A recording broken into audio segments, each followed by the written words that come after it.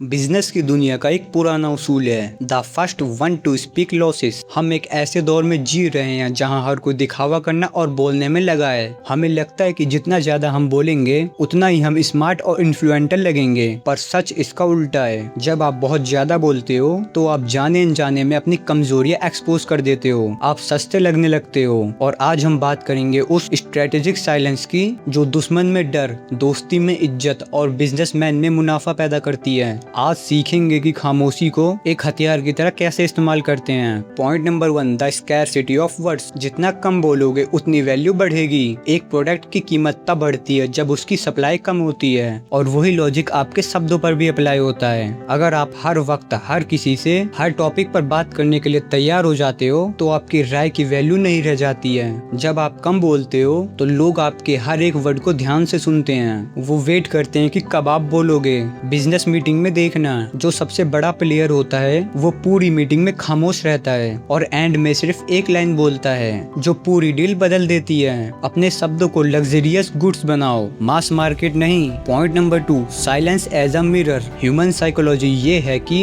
इंसान को खामोशी से डर लगता है। जब दो लोग बैठे हो और कोई ना बोले तो लोग घबरा कर बोलने लगते हैं, सिर्फ उस स्पेस को भरने के लिए। यही आपका मौका है। नेगोशिएटिंग टेबल पर एक ऑफर फेंको और फिर चुप हो जाओ। सामने वाला घबराहट में आकर ऐसी बातें बोल जाएगा जो उसे नहीं बोलनी चाहिए थी। वो अपनी लिमिट्स, अपने डर और अपने सीक्रेट बता देगा, सिर्फ इसलिए क्योंकि वो आपकी खामोशी को बर्दाश्त नहीं कर पा रहा। खामोशी एक आईना है जिसमें सामने वाला अपनी असलियत दिखा देता है। Point number 3, the deep thinker perception. Silence equals wisdom.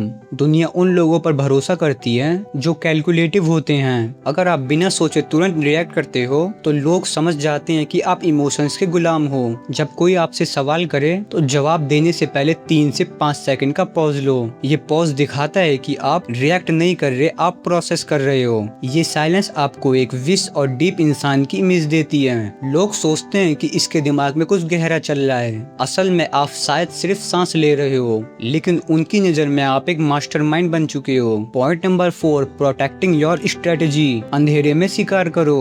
Business हो या जंग, दुश्मन को कभी पता नहीं चलना चाहिए कि आपका अगला मूव क्या होने वाला है। लाउड लोग अपने प्लान का ढिंढोरा पीटते हैं और फेल होने पर मजाक बन जाते हैं। खामोशी आपकी स्ट्रेटेजी की ढाल है। अपने अगले बिग मूव को तब तक छुपाए रखो जब तक वो एग्जीक्यूट ना हो जाए। जब आप खामोश रहते हो तो लोग गेस करते रह जाते हैं, और जब तक वो सोचते हैं तब तक आप बाजी मार चुके होते हो। Silence is the ultimate protecting of your ambition. Point number 5, emotion stability. गुस्से में खामोशी सबसे बड़ी सजा है। जब कोई आपकी इंसल्ट करे तो पलट कर गाली देना कमजोरी है, पर उनकी आंखों में देखकर बिल्कुल खामोश रहना ये पावर है। आपकी खामोशी सामने वालों को ये महसूस कराती है कि उनकी बातों का आप पर कोई असर नहीं हुआ, उनका तीर निशाने पर नहीं लगा।